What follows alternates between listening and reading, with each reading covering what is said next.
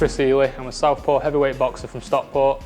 I'm in the Ultimate Boxer on the 13th of December. I'm hoping to be fighting Pride of Stockport just like Ricky Hatton and Tyson Fury. And when I win Ultimate Boxer, hopefully I will be.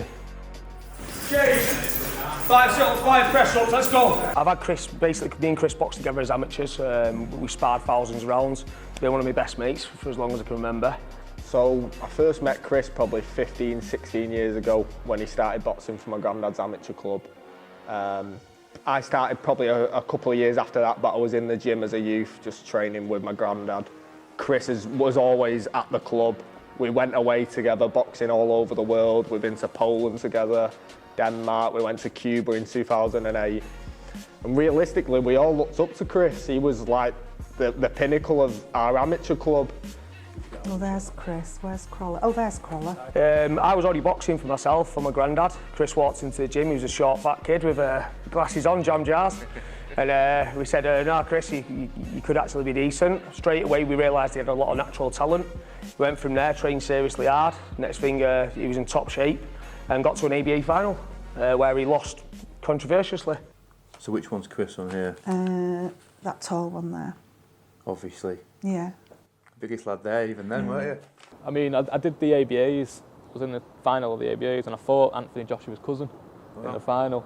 And I lost on points, and I always thought the scoring was a bit dodgy at that time. I know everyone always says it, but I'm honest, I think it was a proper dodgy scoring. Yeah. So that's all I wanted. I just wanted to win the ABA and then turn pro.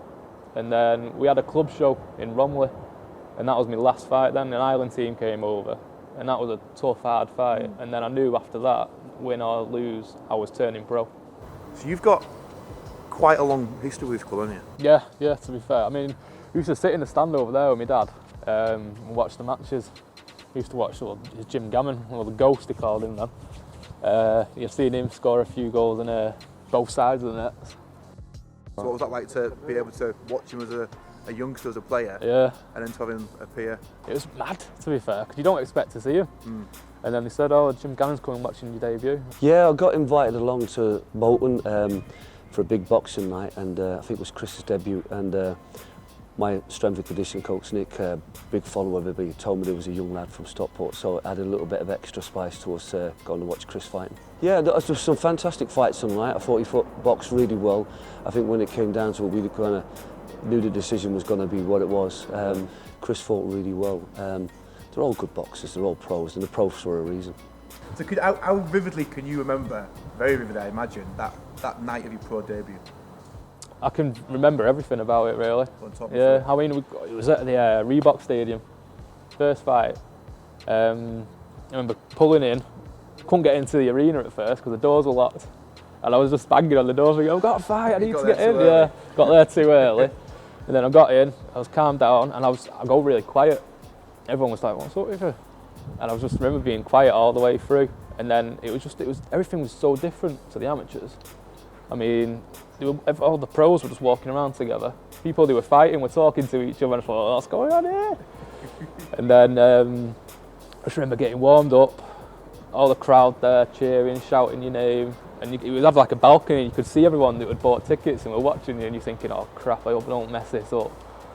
And then getting in the ring, and my opponent was talking to me all the way through the fight. And I was a bit naive, and I thought he was just helping me out. But after the fight, he came up to me and said, I had to start talking to you so you won't hit me as hard. And I thought he was giving me pointers. He's like, don't play up to the crowd and all this. And then that's when I clicked. So I just thought, oh, this is it for me. I love it. Your opponent could be like, as helpful as that. Fantastic. I think Chris just adds to that feel-good factor about Stockport to have one of their own on national TV, up and coming, and potentially another champion. Well, I've always talked about what a professional is somebody who's disciplined, positive, hard-working and committed to his sport. And I think Chris is certainly all those aspects, and that's why he's been a success and will go on to be a further success. Basically, Chris, he had an operation on his back, had quite a bit of time out and gained a lot of weight. He used to box at cruiserweight, which was his natural amateur weight. Basically, he came back to Dale. Dale's now got a manager's licence, and he asked Dale whether he'd take him on. I got him back, he was like 130 odd kilo. We trained for months together, he's lost a lot of weight, got him back in shape, and we've gone from there, really.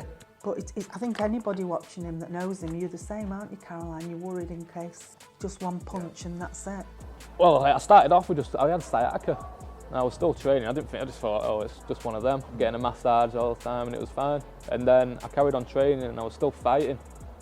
And then I woke up one morning, went to the gym, carried on training, and then I got home, and I just felt this sensation in my back, and it was the most painfulest thing I've ever known. I was screaming. My missus didn't know what was up with me. She thought, well, what's going on here? Went to the hospital. They said, oh, it's just sciatica, and sent me home. And then I said, no, this isn't right, this. So I went back and I stayed in overnight, and they took me for an emergency scan, and they said, you've broke 2 bones, 2 discs in your back, like completely in half, and it's floating around. So they said, it's leaking all the fluid, you need emergency surgery. So I had the emergency surgery, and as soon as I came out of the operating theatre, I could feel it gone straight away. I thought, oh, this is amazing, this, because the pain was just unreal. So I was out, they said I can't do anything. I couldn't even lift a kettle. I wasn't allowed to lift a kettle up with water because it was quite bad. And they said, like, you'll have to be out for a year. So I was out doing nothing, sat watching Jeremy Kyle on the day, couldn't work, couldn't do anything. And I think that was quite a low point for me, because you used to go into the gym every day, used to going out and doing everything.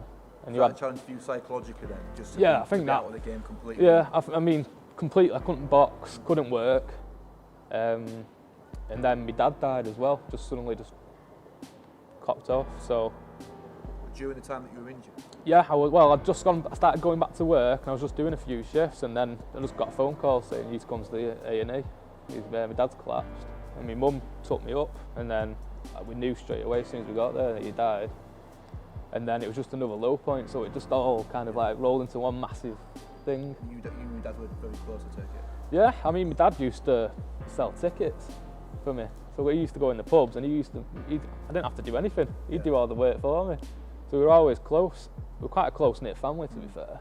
I mean, my mum and my dad, they divorced when I was about 11, but I was still seeing him every day. Yeah. So my school was near where he lived, and my college, so I was constantly seeing him. I mean, family all lived around there. Well, to be fair, it was a tough time. I don't think you think your parents are going to be there forever. You do think they're invincible. And then when something happens like that, it's an hard blow. But I was just looking at my kids. My kids were upset because I was upset. So then you're trying to put on the brave face, and then eventually it's hard to say what you do. It's just like you just need to carry on, and then something just clicked in me. It was like, I need to get back to boxing. That's when I was at my happiest. Yeah, happiest punching people in the face, but it was good. It was what I did. It was a bit of a salvation for you, if you like. Yeah, because it's all I've ever known. Yeah. So I'm doing it since you're 13. You do it every day, and then everyone at the gym was always supportive. So it was good like that. I think he's definitely capable of titles. Obviously, we'll be working towards that. If he wins this, or when he wins this, it'll open a lot of doors for him. I think obviously then we'll be pushing him towards area titles, etc. We'd have to change the training, I think, and obviously the weight's coming off brilliantly. Lose a bit more weight, getting more in shape, and then obviously look towards that. And where are you wanting to be as a fighter? Are you thinking British title, Commonwealth title, world title? Yeah, I think that's what even Oliver, when he first turned with Oliver, he was saying, like, we're going to head for the British Commonwealth kind of level first, and then we'll see how we go from there. That's all I want is that Lonsdale belt. Yeah. Taking that home to my kids and showing them. Yeah. They were buzzing for it, yeah. I think he's doing it for his dad, because his dad was very proud. He used to sell tickets for him and get a lot of his friends to go.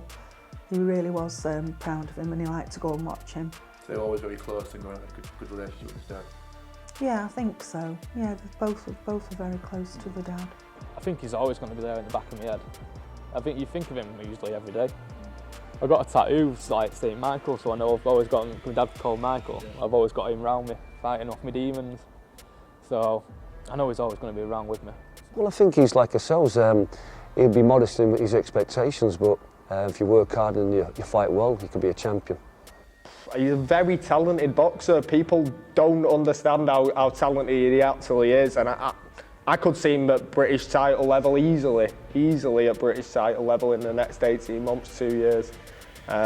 He's got a lot of talent that he's hopefully going to display on the 13th of December. Well, it could be Nick Webb, it could be anyone.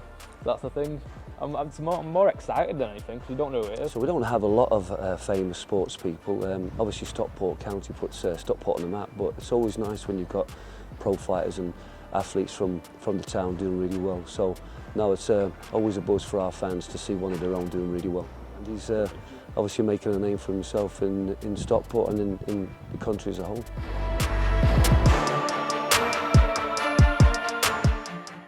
Chris Healey, blue shorts. Nickname's Hurricane Healey. I broke my back to get here. I've got nothing else to lose, so you don't want to be in the ring with me come fight night.